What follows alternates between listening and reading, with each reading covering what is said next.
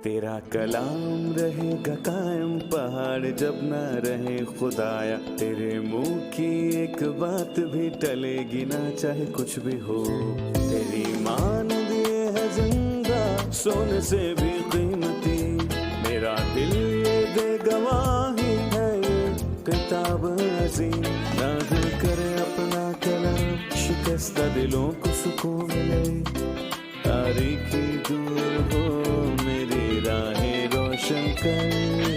दिल अपना कलाम कसरत से ए खुदा बदल दे, रिहाई दे कसरत से फल मिलाओ। कलाम रहेगा कायम पहाड़ जब ना रहे खुदाया, तेरे मुंह की एक बात भी टलेगी ना चाहे कुछ भी हो।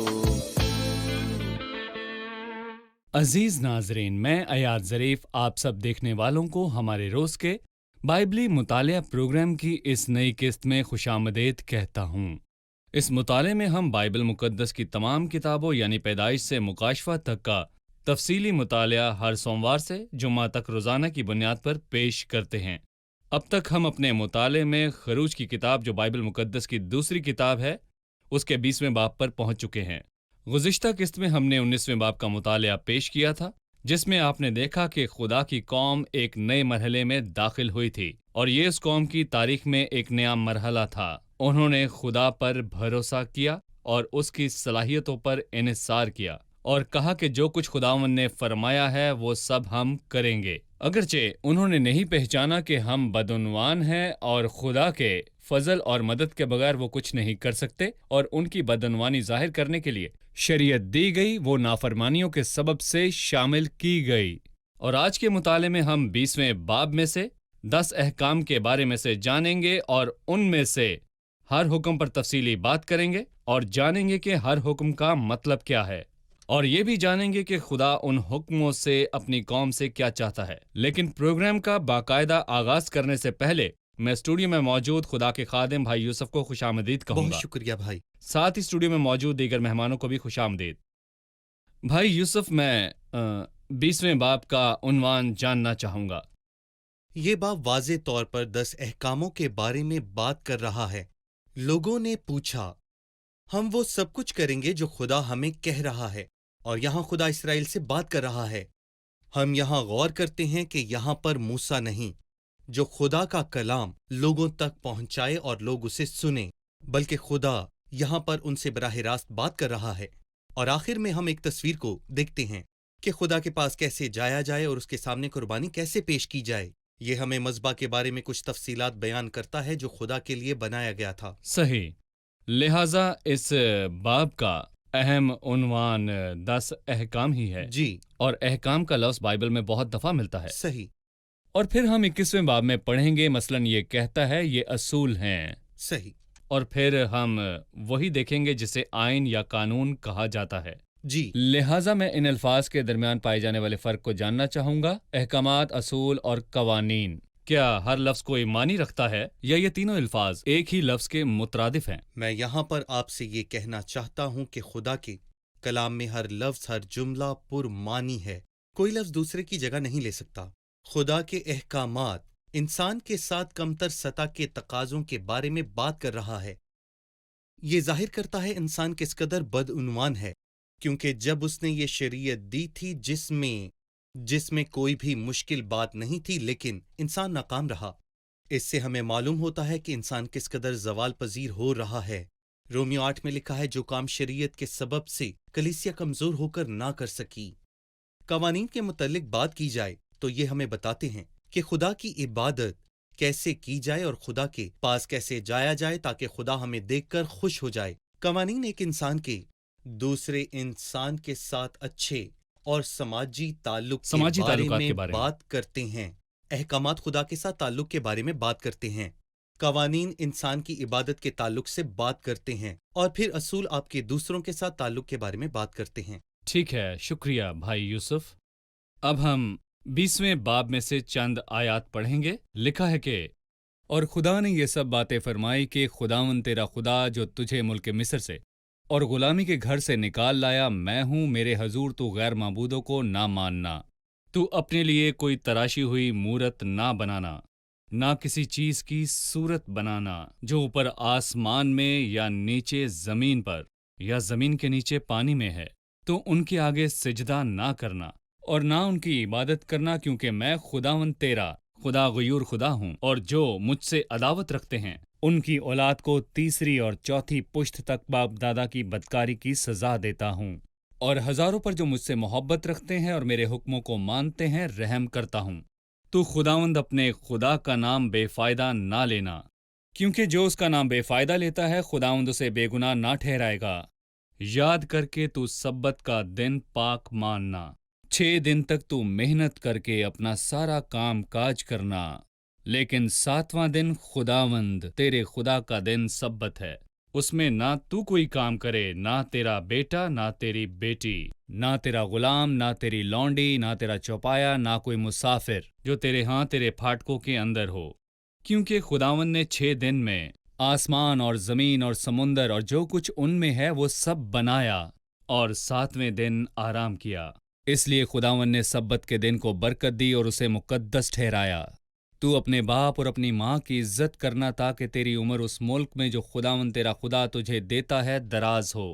تو خون نہ کرنا، تو زنا نہ کرنا، تو چوری نہ کرنا، تو اپنے پڑوسی کے خلاف جھوٹی گواہی نہ دینا، تو اپنے پڑوسی کے گھر کا لالچ نہ کرنا، تو اپنے پڑوسی کی بیوی کا لالچ نہ کرنا، اور نہ اس کے غلام، اس کی لونڈی اور اس کے بیل اور اس کے گدھے کا، اور نہ اپنے پڑوسی کی کسی اور چیز کا لالچ کرنا۔ یہ احکامات ہیں جن کو ہم 10 حکم کہہ سکتے ہیں جو خدا کی نیک مرضی کو ظاہر کرتے ہیں، اور آپ نے کہا کہ یہ احکامات خدا کی نظر میں کم ترین سطح پر ہیں، لہٰذا آپ ہمیں ان احکامات کے بارے میں تفصیلاً بتائیے، اور ہمیں بتائیے کہ خدا ان احکامات کے ذریعے اپنے لوگوں سے کیا چاہتا تھا۔ پہلے میں یہ کہنا چاہوں گا کہ وہ 10 احکامات ہیں۔ 10واں نمبر طاقت اور توانائی سے تعلق رکھتا ہے۔ گویا خدا ہماری طاقت سے زیادہ ہم سے تقاضا نہیں کرے گا۔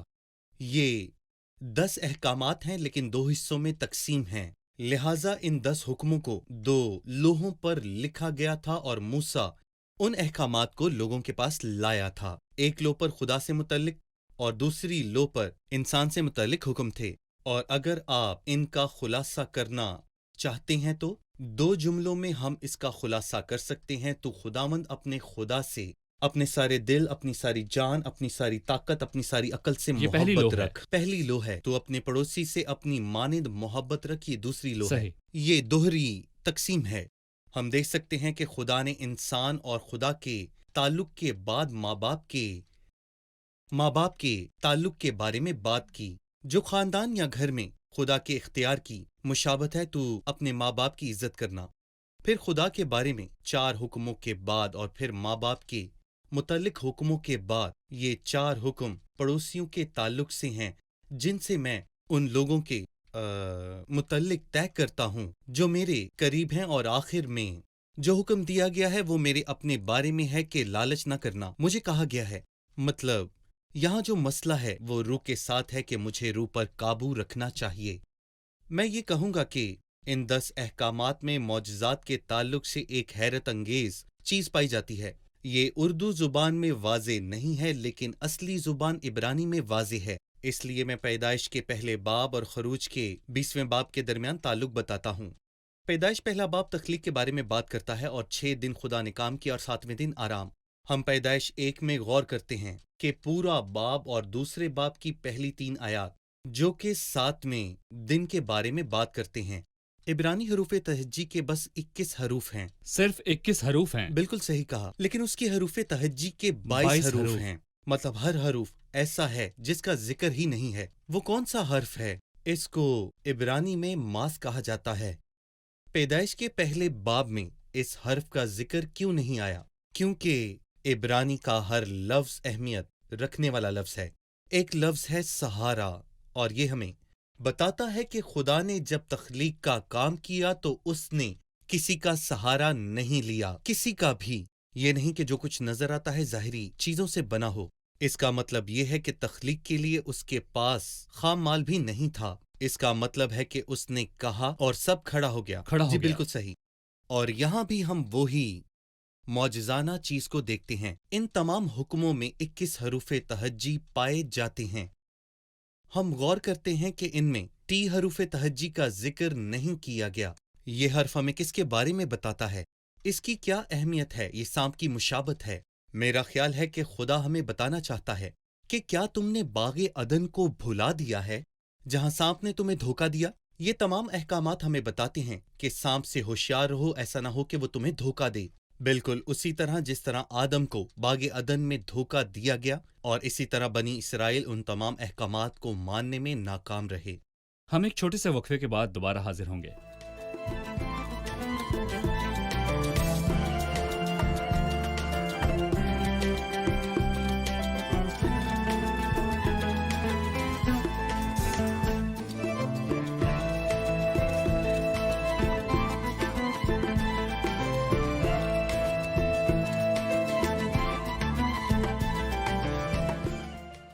آیت 2 یہ کہتی ہے، خداوند تیرا خدا جو تجھے ملک مصر سے اور غلامی کے گھر سے نکال لایا وہ میں ہوں۔ وہ انہیں کیوں ملک مصر اور غلامی کا گھر یاد دلاتا ہے؟ اس نے انہیں ان معجزات کی یاد کیوں نہیں دلائی جو اس نے ان کے ساتھ کیے؟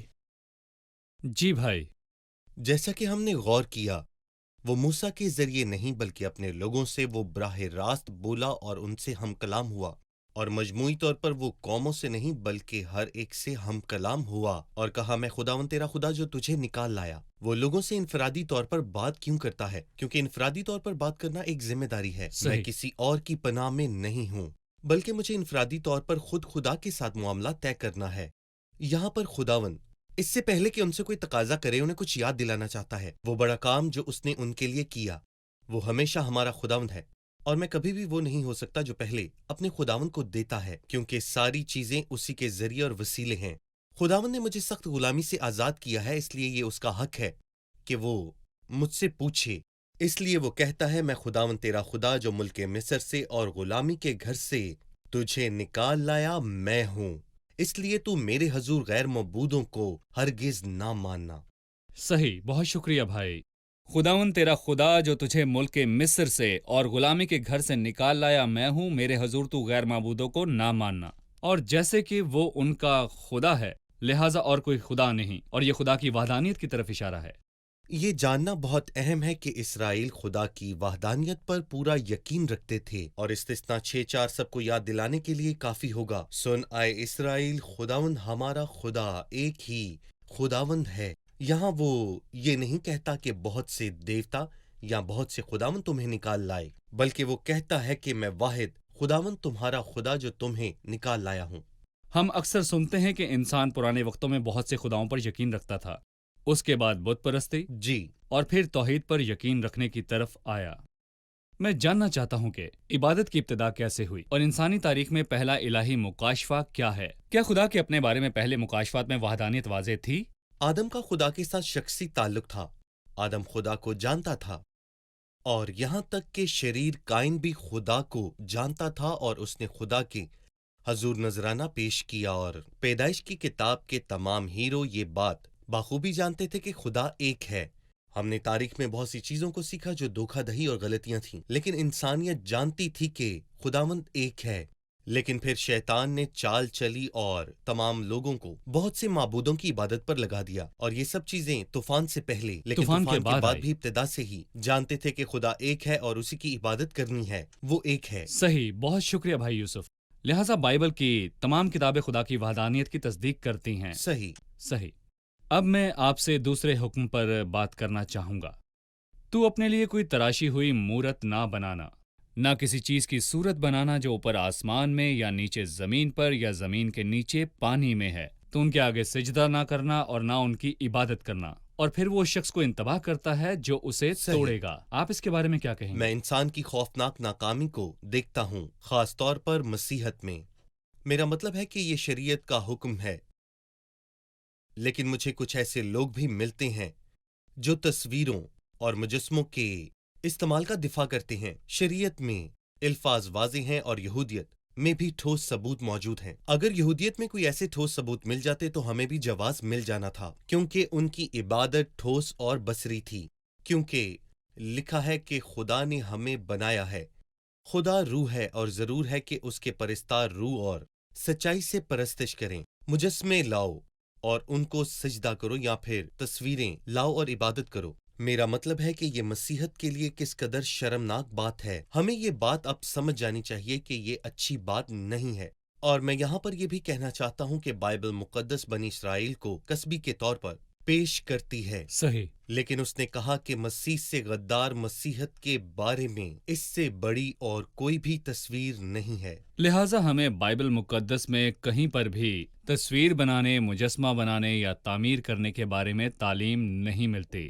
صرف ان کے عبادت کرنے سے ہی ہمیں منع نہیں کیا گیا، بلکہ انہیں بنانے سے بھی منع کیا گیا ہے۔ لہٰذا ان تو کا انہیں بنانا ہی نہ غلط بنا، ہے، تو یہ نہ بالکل بنا، غلط ہے، منع کیا صحیح۔ گیا۔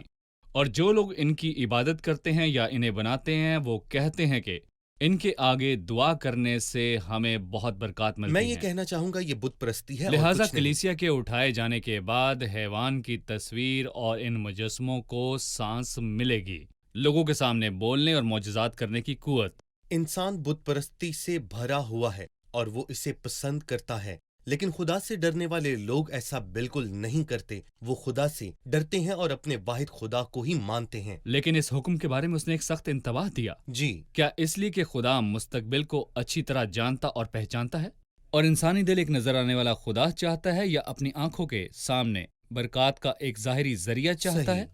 خدا کہتا ہے تو ان کے آگے سجدہ نہ کرنا اور نہ ان کی عبادت کرنا، کیونکہ میں خداوند تیرا خدا غیور خدا ہوں، اور جو مجھ سے عداوت رکھتے ہیں ان کی اولاد کو تیسری اور چوتھی پشت تک باپ دادا کی بدکاری کی سزا دیتا ہوں۔ آپ جانتے ہیں کہ موسیٰ جب پہاڑ پر شریعت لینے کے لیے آیا جو وہ لوگ چاہتے تھے، اور پھر انہوں نے سنہری بچڑا بنایا، موسیٰ نے کیا کہا؟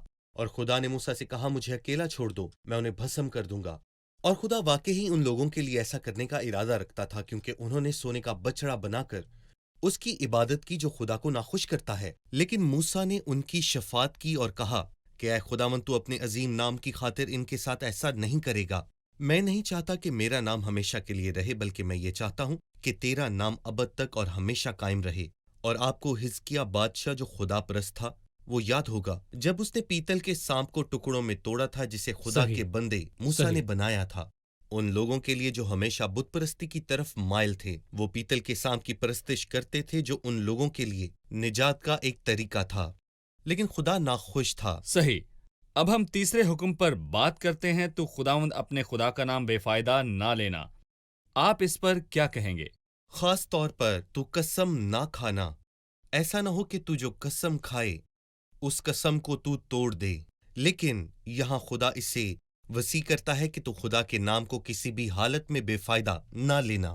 مثال کے طور پر اگر میں کوئی جوتا لیتا ہوں تو میں کہوں کہ خداوند یہ کتنا خوبصورت ہے، تو یہاں پر خدا کا نام لینے کی ضرورت ہمیں بالکل بھی نہیں ہے۔ ہمیں خدا کا نام ہر جگہ استعمال نہیں کرنا چاہیے۔ ہم یہودیوں کو دیکھیں تو وہ اس لفظ کا بہت احتیاط سے استعمال کرتے ہیں۔ وہ اس نام کو تبدیل کر دیتے ہیں۔ اگر ان سے کوئی غلطی ہو جائے تو وہ آسمان کی طرف دیکھ کر کہتے ہیں کہ تیرا شکر ہو۔ جب سردار کاہن نے مسیح سے پوچھا کہ کیا تو اس تودا کا بیٹا مسیح ہے، وہ ایسا کہنے سے خدا کے نام مکمل کی طور عزت پر کرنا چاہتے گریز کرتے ہیں۔ صحیح۔ اور اگلا حکم ہے کہ تو سبت کا دن پاک رکھنا، اور ہمیں سبت کے دن کو پاک رکھنے کی ضرورت ہے۔ صحیح۔ جی، یوم سبت، میں اس پر 4 چیزوں کا ذکر کرنا چاہوں گا۔ پہلی بات یہ کہ پرانی تخلیق ہے، اس میں آرام کی نمائندگی ہے۔ خداوند نے 6 دن میں آسمان اور زمین کو بنایا اور 7ویں دن آرام کیا۔ مسیحت میں ہم نئی تخلیق ہیں، اور پرانی ناکام اور بدعنوان ہو گئی، اور اگر کوئی مسیح میں ہے تو وہ نئی مخلوق ہے، نئی تخلیق، لہٰذا ایک نئی سبت سے مخلوق ہمارا ہے۔ کوئی تعلق صحیح۔ نہیں ہے۔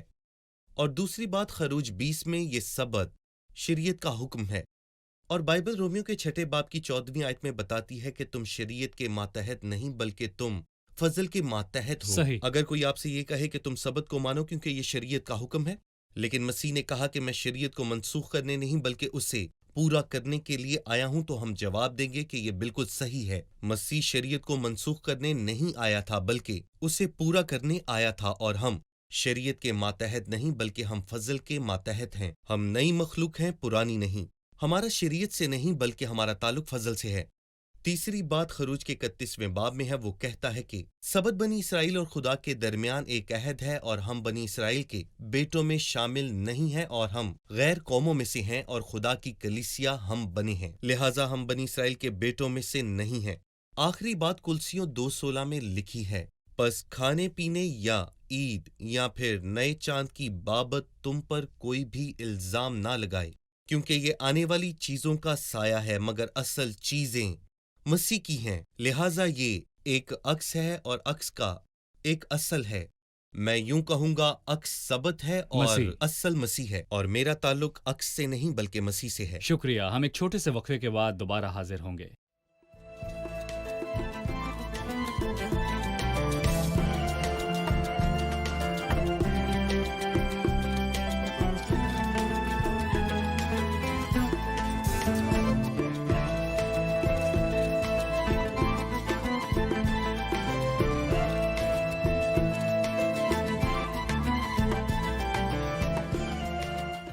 تو اپنے باپ اور اپنی ماں کی عزت کرنا تاکہ تیری عمر اس ملک میں جو خداوند تیرا خدا تجھے دیتا ہے دراز ہو۔ اس کا کیا مطلب ہے کہ اس ملک میں تیری عمر دراز ہو؟ جی بھائی۔ یقیناً وہ لمبی عمر پائے گا جو ماں باپ کی عزت کرتے ہیں۔ خدا کا وعدہ ان سے ہے، خداوند عمر کا وعدہ کرتا ہے، اور جب آپ اپنے ماں باپ کی عزت کرتے ہیں تو خدا آپ کی عمر دراز کرتا ہے۔ اور پالوس افسیوں سے بھی کہتا ہے، وہ کہتا ہے کہ وعدے پہلا کے حکم وعدے کے ساتھ ہے تاکہ تیری عمر دراز ہو۔ اور خروج 20 میں زبردست بات لکھی ہے، ماں باپ کی عزت اور احترام کرنا لمبی عمر سے وابستہ ہے، اور باب 21 میں ماں باپ پر لعنت کرنا موت سے وابستہ ہے۔ اور یہ کہتا ہے، اور جو کوئی اپنے باپ یا ماں پر لعنت کرے گا وہ قطعی مار ڈالا جائے۔ اور ہم داؤد اور ابیسلوم کی کہانی جانتے ہیں، اگرچہ کہ داؤد نے فوجی رہنماؤں سے اس نافرمان اور باغی نوجوان ابیسلوم کے لیے رحم کی اپیل کی تھی، لیکن وہ ایک خوفناک موت سے مرا۔ میرا مطلب ہے کہ یہ داؤد کی مرضی بالکل بھی نہیں تھی، بلکہ اس کے برعکس وہ اس کی مرضی کے خلاف تھا، کیونکہ یہ خدا کی عدالت ہے۔ صحیح۔ اگلا حکم کہتا ہے تو خون نہ کرنا۔ جی، تو خون نہ کرنا، چھوٹا سا جملہ لیکن یہ خدا کی طرف سے حکم ہے۔ آپ اس کے بارے میں کیا کہیں گے؟ میں ایک طرف انسان کی بدعنوانی کو دیکھتا ہوں۔ اگر کوئی کسی سے متفق نہیں ہوتا تو وہ اسے مار سکتا ہے، لیکن میں یہاں پر یہ کہنا چاہوں گا کہ آج کل کے دور کے حساب سے لوگ کسی کو بھی برداشت نہیں کرتے، وہ لوگ کمزور ہیں، اور یہ خدا کے مزاج کے خلاف ایک بھاری گناہ ہے۔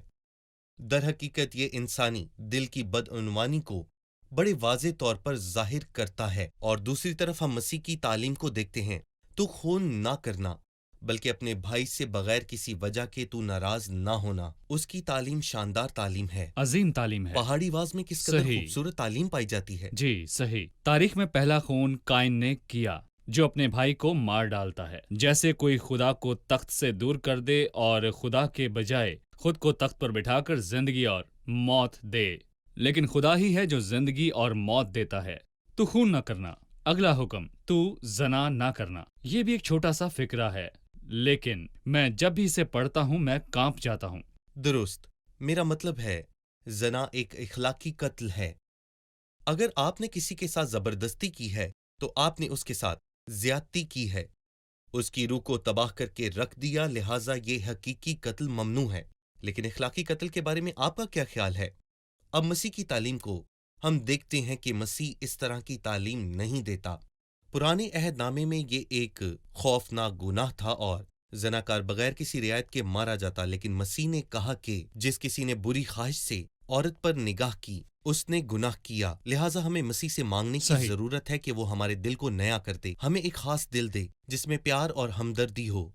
تو چوری نہ کرنا۔ جی، آپ کیا کہیں گے؟ انسان کا لالچ، مطلب انسان کے پاس جو کچھ ہے وہ اس سے بالکل بھی مطمئن نہیں ہے۔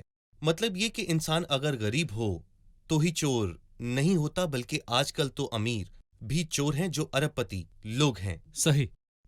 عدم اطمینان عدم اطمینان اور لالچ۔ اور لالچ۔ صحیح۔ تو اپنے پڑوسی کے خلاف جھوٹی گواہی نہ دینا۔ اس حکم کے بارے میں آپ کیا کہیں گے؟ میں اس میں زمانوں کے المیہ کو دیکھتا ہوں۔ جب قاضی جھوٹی گواہیوں سے دھوکہ نہیں کھاتے تھے، یہ مسیح کی ایک عظیم عدالت ہے۔ انہوں نے جھوٹے گواہوں کو ترجیح دی۔ واہ، کیا المیہ پیش کیا ہے! انہوں نے مسیح کے خلاف جھوٹی گواہی مانگی، قوم کے رہنما جو کاہنوں کا لباس پہنے ہوئے تھے، اور انہوں نے جھوٹے لوگوں کو بلوایا۔ انہوں نے باہر کے سادہ لوگوں کو دھوکہ دیا۔ بے شک ہم جانتے ہیں کہ انسان کون ہے، اور ہم خدا کے فضل میں رہتے ہوئے کسی کو دھوکہ نہیں دے سکتے۔ صحیح۔ اب ہمیں اپنے بھائیوں کے ساتھ کسی کی عدم موجودگی میں جھوٹ بولنے اور جھوٹ پھیلانے میں حصہ لینے کی صحیح۔ ضرورت نہیں، جی، کیونکہ بائبل کہتی ہے کہ تو اپنے پڑوسی کے خلاف جھوٹی گواہی نہ دینا، اور ہمیں اپنے پاس آنے والی خبروں کی یقین دہانی کرنی ہوگی، لہٰذا تو جھوٹی گواہی نہ پھیلانا۔ کچھ لوگ سمجھتے ہیں کہ خدا کے خلاف بات کرنا ہی کفر نہیں، لیکن جب ہم بائبل کو پڑھتے ہیں تو ہمیں پتہ چلتا ہے کہ خدا کے خلاف بری بات کرنا یا پھر لوگوں کے خلاف بری بات کرنا، یہ دونوں ہی کفر میں شامل ہوتے ہیں۔ آخری حکم ہے تو لالچ نہ کرنا، اور کہا گیا ہے کہ تو پڑوسی کے گھر کا لالچ نہ کرنا، تو پڑوسی کی بیوی کا لالچ نہ کرنا، اس کی کسی چیز کا لالچ نہ کرنا۔ لہٰذا آپ کیا کہیں گے؟ ایک بار پھر سکون اور اطمینان، مطلب یہ کہ خداوند مجھے دے سکتا ہے، وہ مجھے بھر سکتا ہے، وہ مجھے مطمئن کر سکتا ہے، لیکن جس نے لالچ کے لیے دروازہ کھولا، میرا مطلب ہے کہ ہم اپنے وقت کے عظیم بادشاہ سلیمان کو دیکھیں تو اس کی آنکھ نے جس چیز کی خواہش کی، اس نے اس چیز کو بآسانی پا لیا۔ سب کچھ حاصل کرنے کے بعد ان سب کاموں پر جو میرے ہاتھ سے کیے گئے تھے نظر کی، اور دیکھا کہ سب بہتان ہے اور ہوا کی چران ہوئی، اور دنیا میں کچھ فائدہ نہیں۔ مختصراً جب 18ویں آیت میں یہ احکامات دیے گئے تو اس وقت ماحول کیا تھا؟ اس نے کہا، وہاں بادل گرجنے اور بجلی چمکنے اور کران کی آواز تھی، اور جب ہم عبرانیوں کے 12ویں باب پر جاتے ہیں تو ہم دیکھتے ہیں کیونکہ وہ اس حکم کو برداشت نہ کر سکے، اور خود موسیٰ پرانے عہد نامے کے درمیان میں کہتا ہے کہ میں نہایت ڈرتا اور کانپتا ہوں۔ ہم خدا کا کتنا شکریہ ادا کرتے ہیں کہ ہم فضل کے وقت میں ہیں جس میں امن، سلامتی اور سکون ہے۔ لہٰذا 21ویں آیت میں لکھا ہے، اور وہ لوگ دور ہی کھڑے رہے، اور موسیٰ اس گہری تاریکی کے نزدیک گیا جہاں خدا تھا۔ لہٰذا شریعت لوگوں کو خدا کی حضوری سے دور کھڑا کرتی ہے۔ جب ہم دوسرے تواریخ کے 6 باب کی پہلی آیت پڑھتے ہیں جہاں پر سلیمان نے دعا کی اور کہا کہ خداوند نے فرمایا ہے کہ وہ گہری تاریکی میں رہے گا، لیکن مسیح ہمارے پاس آیا اور اس نے کہا خداوند نور ہے اور وہ روشنی میں رہتا ہے۔ قسط کی آخری چیز یہ کہ خدا قربان گاہ کے بارے میں بات کرتا ہے۔ جب اس نے اپنے لوگوں کو قربان گاہ بناتے وقت حکم دیا، اور تو مٹی کی ایک قربان گاہ میرے لیے بنایا کرنا، اور اس پر سوختنی قربانیاں اور سلامتی کی قربانیاں چڑھانا۔ یہ مٹی کی قربان گاہ کیوں ہے؟ اوزار کا استعمال کیوں نہیں کیا گیا؟ کیونکہ آدمی خاک ہے اور وہ خاک میں لوٹ جائے گا، کیونکہ خدا فخر سے نفرت کرتا ہے، اور وہ اپنے لوگوں کو کوئی بھی پرتعش چیز بنانے سے خبردار کرتا ہے۔ انسان اپنے آپ کو بڑھانا چاہتا ہے۔ اپنے بارے میں سوچیں، زبور نویس کہتا ہے، اے انسان تو خاک ہے اور خاک میں لوٹ جائے گا۔ صحیح۔ اور عبادت میں خدا کے پاس جانے کے لیے انسان کو کسی بھی بناوٹ کی ضرورت نہیں، بلکہ خدا نے ہمیں آسان طریقہ بتایا ہے۔ جہاں بھی 2 یا 3 میرے نام سے جمع ہوں گے، میں ان کے درمیان میں ہوں گا، اور لکھا ہے جہاں میں اپنے نام کی یادگاری کراؤں گا، اگر تو اس پر اوزار لگائے تو اسے ناپاک کر دے گا۔ اگر تو اس پر اپنی آرزو لگائے تو اسے ناپاک کرے گا، اور تو میری قربان گاہ پر سیڑھی لگا کر ہرگز نہ چڑھنا، تا نہ ہو کہ تیری برہنگی اس پر ظاہر ہو، نہ تیری ٹانگیں نظر آئیں اور نہ ہی تیرے ہاتھ نظر آئیں، اور نہ ہی فخر قبول ہوگا کہ اس قربان گاہ کا بنانے والا میں ہوں، کیونکہ خدا کو فخر سے نفرت ہے۔ محصول لینے والے کو دیکھیں جسے خدا نے قبول کیا، اور جو کوئی خدا کے پاس جاتا ہے اسے مٹی کی قربان گاہ کی ضرورت نہیں ہوتی۔ جب میں خدا کے پاس جاتا ہوں تو مجھے کہنا چاہیے، اے خداوند میں خاک ہوں، میں خود میں کچھ صحیح۔ اچھا نہیں دیکھتا ہوں، بالکل۔ میں تیرے فضل پر انحصار صحیح۔ کرتا ہوں۔ شکریہ بھائی خدا یوسف۔ کو برکت۔ عزیز ناظرین، آپ کو خدا کی راست بازی حاصل کرنے کے لیے کچھ کرنے کی ضرورت نہیں۔ آرام کریں اور مسیح نے صلیب پر جو کچھ آپ کے لیے اور میرے لیے کیا اس پر بھروسہ کریں۔ خدا آپ کو برکت دے۔